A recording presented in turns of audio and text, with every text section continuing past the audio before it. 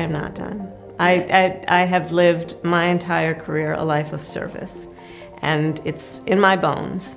And there are many ways to serve. I've not decided yet what I will do in the future beyond what I am doing right now.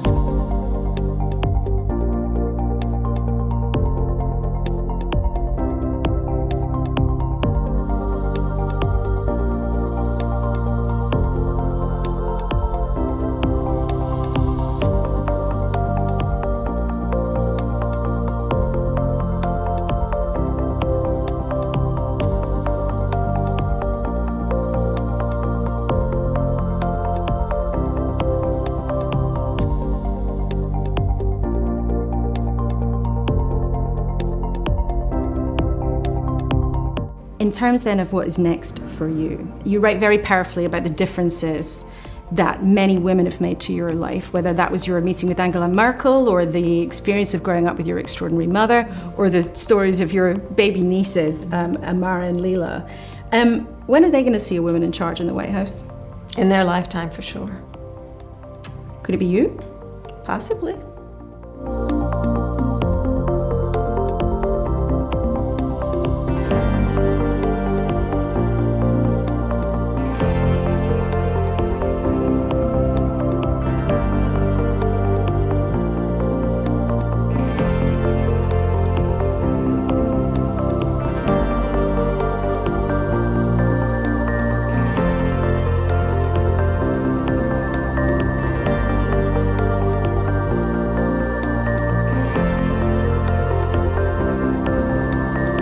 When you look at the bookies' odds, they put you as an outsider, even behind Dwayne "The Rock" Johnson. I mean, is that underestimating you? I think there are all kinds of polls that will tell you a variety of things. I've never listened to polls. If I listened to polls, I would have not run for my first office or my second office, and I certainly wouldn't be sitting here in this interview.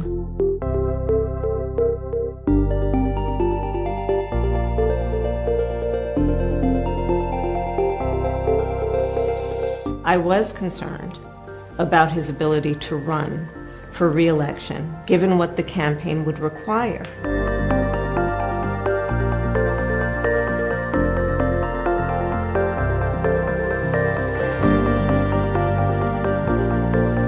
I was asked if he was a fascist, and I said yes. And the reason is that I look at what is happening right now. And again, it is what I predicted. He said he would weaponize the Department of Justice. He has done exactly that.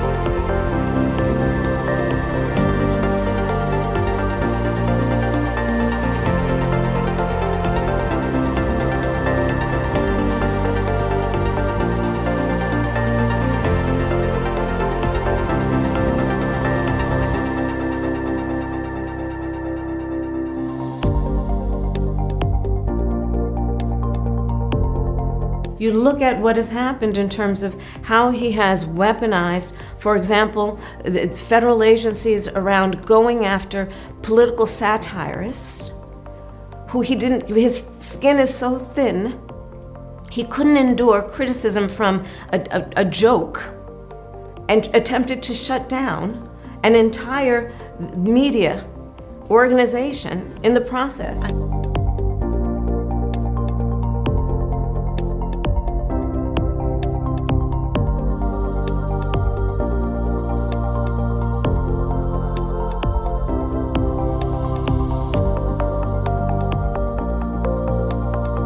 And when then the Vice President Harris referred to President Trump as a fascist, and I knew absolutely we lost the plot at that point. You know, if you call the president or someone like a fascist, you're effectively calling the people that are going to vote for him, and then they must be fascist too, or they support fascism and those things, and that's just not true. That's just not it.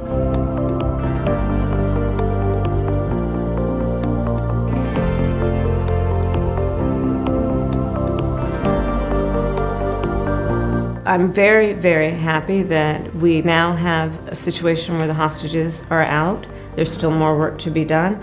I think credit should be given where credit is due, whether it be Egypt, Qatar, or this administration and this president. There is good work that happened, but there's a whole lot more to do.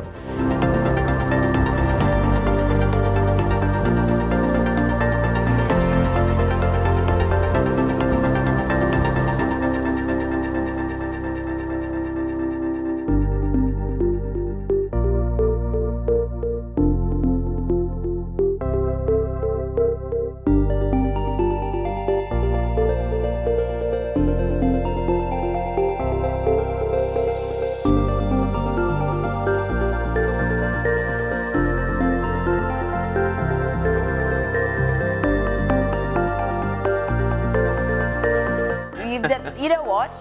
I think JD Vance has nothing to worry about because Kamala Harris has come out and she's told the BBC, you know what? I think I'm going to run again. This is the best news the Republicans have had since Donald Trump decided he was going to enter politics. This is just astonishing, and she can say that, one, because she doesn't have too many options. She's touring Australia again, talking about I don't know what she's talking about. She did real estate agents last time.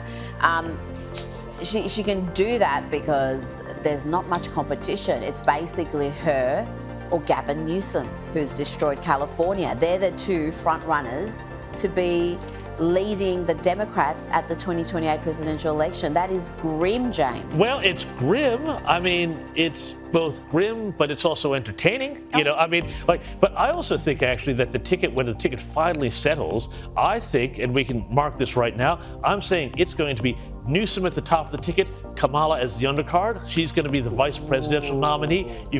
Because remember, these are the Democrats we're talking about, so you can't have a straight white male at the top of the ticket without balancing it out with a bit of diversity. And I reckon, you know what, they'll go again with Kamala number 2. I think the ego... Let's have a listen to Kamala. When are they going to see a woman in charge in the White House? In their lifetime, for sure. Could it be you? Possibly. Have you made a decision yet? No, I have not. But you say in your book, I'm not done. That is correct. I am not done. I have lived my entire career a life of service, and it's in my bones. And there are many ways to serve. I've not decided yet what I will do in the future beyond what I am doing right now. They put you as an outsider, even behind Dwayne "The Rock" Johnson. I mean, is that underestimating you? I think there are all kinds of polls that will tell you a variety of things. I've never listened to polls. If I listened to polls, I would have not run for my first office or my second office, and I certainly wouldn't be sitting here in this interview. You know what? You should have listened to the polls, Kamala, because you have consistently done terribly in the polls. And if you weren't from California, you would have never been elected to anything. And when even Californians were given the choice between Kamala and other candidates, they picked other candidates when it came to being the Democrat nominee. So, yeah, California, one-party state at the moment, and it produces politicians of Kamala's caliber. It would be an enormous gift for the Republicans if she runs again. I disagree with you, James. I can't see her agreeing to be Newsom's running mate. She's already been a presidential candidate. She's already served as a VP. She would see that as demoralising, as degrading. So I just can't see her. But then, what other options are there at the moment? Well, what other options are there? For her. For her, even if it's not Newsom at the top, if it's somebody else, and again, 2 or 3 years, long time in politics, a lot of things can happen. But as you say, there's not a lot of options for her. Where does she go next? Her book is a flop. Nobody wants to read this thing. This thing is going to be on the remainders pile at Target, next week. So where does she go? And it may have to be that she does that again simply to keep some sort of viability. What's she going to do? Is she going to go into the Senate? No. Is she going to go sit on boards and do something like that? No.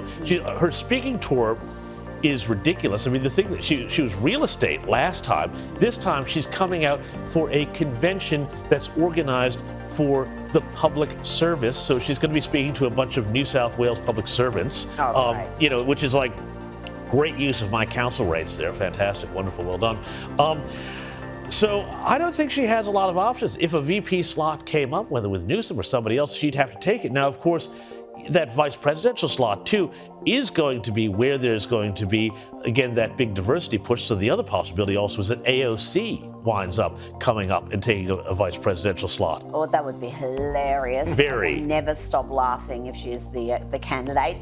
Let me make a prediction here. I think it doesn't matter who the Democrats run, because JD Vance has this. He's going to be elected in 2028 and 2032. This is going to be a golden run for the Republic. JD Vance is the perfect politician. He has the absolute support of the MAGA base. They adore him. He is Donald Trump plus 20%. He is more staunch than Donald Trump in just about every belief.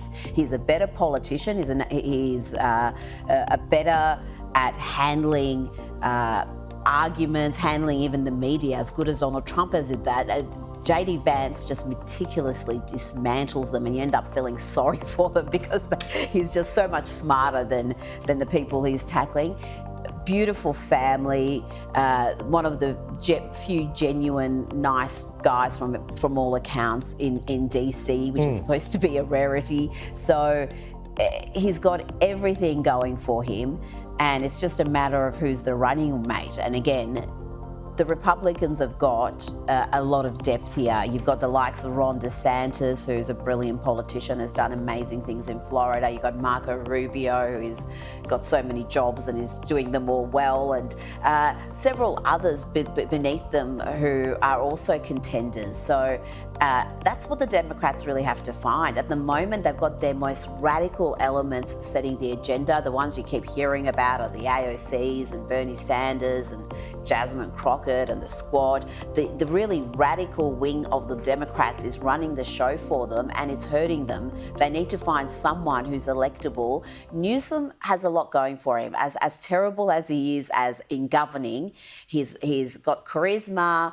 The media adore him. He's going to get a golden run, but you only have to look at California to see what America would look like under Newsom, and it's not pretty. Well, I'm anticipating, sorry, James, I'm anticipating we get 8 years of JD Vance, followed by 8 years of Marco Rubio, followed by 8 years of Pete Hegseth, which takes us up to about 2056 or something or other. And then Barron. And then Barron, yeah. All courtesy of Labor's $1 trillion of union funds. Thanks, guys. Well done. Great job.